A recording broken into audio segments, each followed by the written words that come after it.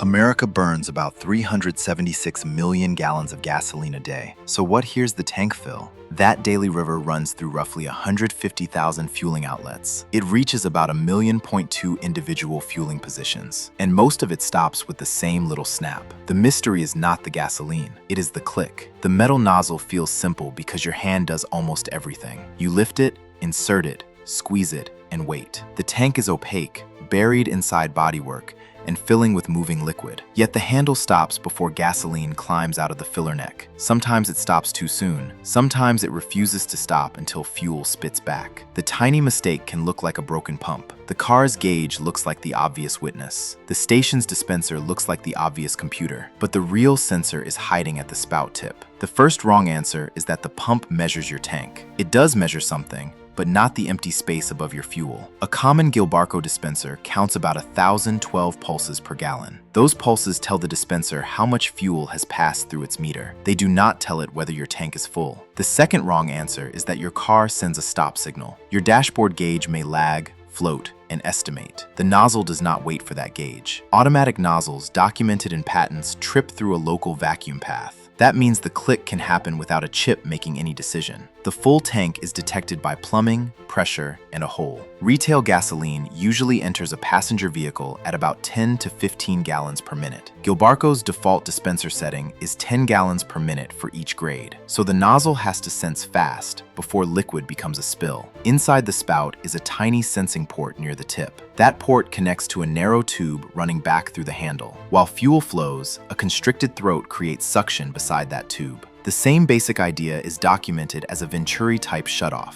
As long as the port breathes air, the handle stays latched open. When rising gasoline covers the port, the breathing path is sealed. Suction spikes in the tube because air can no longer enter. A diaphragm moves, the latch releases, and the valve snaps shut. That is why the sound comes from the handle, not the dashboard. Manufacturers rate some automatic nozzles for working pressure up to 50 psi. The hardware is simple, but it is not gentle. It is a fast hydraulic valve sitting in a public machine. Now add the tank. A typical modeled light vehicle fuel tank holds about 19 gallons. At 10 gallons per minute, that tank is not filled slowly. Every incoming gallon has to push out the air and vapor already inside the tank. So the tank breathes out through its own vents and hoses as it fills. If that breathing path is blocked or restricted, liquid can surge up toward the nozzle tip. The sensing port gets covered too early, and the click lies. The driver sees 10 seconds of failure, but the real cause is hidden in the tank's plumbing. A mechanical trigger this simple depends on everything upstream behaving. The click is not a fullness measurement. It is a local liquid detector asking whether its breathing hole is blocked. A normal tank blocks that hole at the right moment. A foaming fill,